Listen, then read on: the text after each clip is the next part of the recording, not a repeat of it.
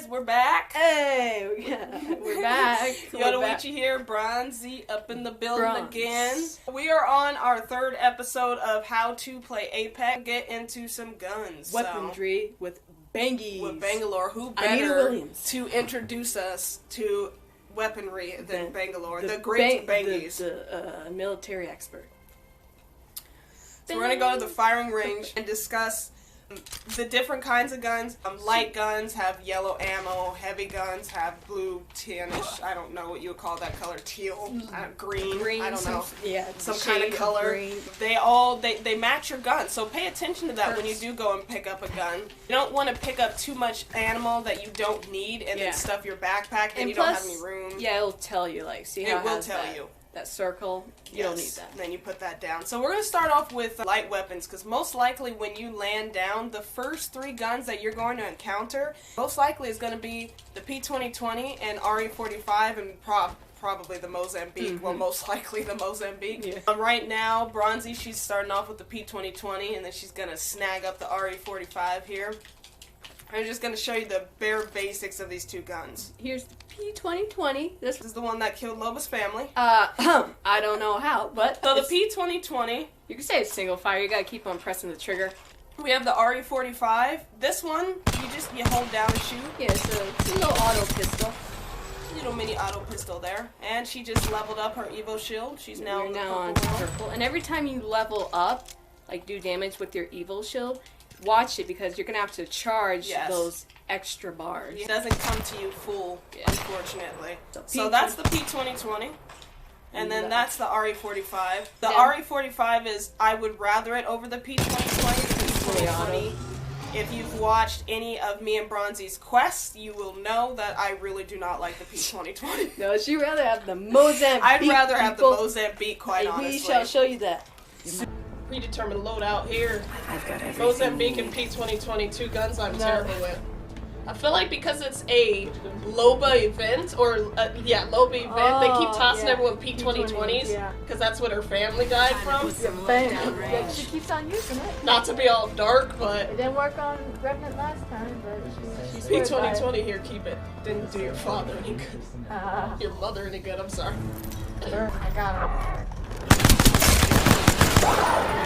Oh, I not an R45. When it comes to the light weaponry, I do love the R301. This gun is one of my favorites. It's an assault rifle. It's pretty cool, fully auto. With the option of choosing your fire mode, which is single, like the P2020, and then fully auto. Like the RE. Bam! See, there you go. Get them, man. The Alternator. Now, if you have the decision between a P2020 RE45 or an Alternator, I would personally recommend grab that Alternator and maybe do an Alternator RE45 duo or Alternator R301 duo if that's the only gun that you can get a hold to. The Alternator, as you can see, it does a good amount of damage. It's easier to work with. Because it's fully auto. With this gun, only certain weapons in the game you can change the fire mode, like the R301. Yeah, not all of them. They did recently buff the Alternator slightly, so you do get a little bit more damage out of it than in Season 5, which is nice. So, yeah, that right there is the Alternator. And I think for our last light weapon, which is kind of a light sniper, I like to call it. Semi-auto light assault would be the G7 Scout. G7 Scout is Bangalore's gun. That's the one that she holds on to in the lobby. I'm not a giant fan of it just because, I'm terrible at it, I'll be honest. So it's a single fire weapon, unless you get a hop-up, which we'll talk about that later on. But it's not a bad gun if you aim and if you do things right, pretty much. Move over to the heavy weapons now. The Wingman is one of those guns that is like the P2020, Mozambique, and RE45. You're most likely encounter the Wingman a good amount of time. The Wingman, if you ask me personally, I feel like it's more for those who are a bit of professional, bit professional. You gotta be really accurate with this gun. It's a good gun. You can inflict a decent amount of damage with it. But again, you have to be accurate with it. You have to be good with it. And its fire rate is a little slower. It's not like the P2020. Now, if you are, if you're watching this video, most likely you are new to the game. You're trying to figure out which gun would be the best to pick up. If you have the decision between Wingman P2020 or RE45, I would personally recommend go for the RE45. Yeah. Wingman requires a little practice because like if you're in a firefight, it's hard to aim at it, like just blind fire. Yeah. Our Spitfire. Now the Spitfire. This was I enjoy the Spitfire. This one, now this gun, pretty much any beginner can use it because it has a large magazine and just hold down the trigger. It'll just keep on going. You don't even have to aim at the person. Just scare them like. Yeah, no, you can use it to just scare people away. If you do get a solid aim on them, you can down pretty fast. You can roast them. You can clap them cheeks. Slap those cheeks hard. Another one of our heavy guns is the Prowler.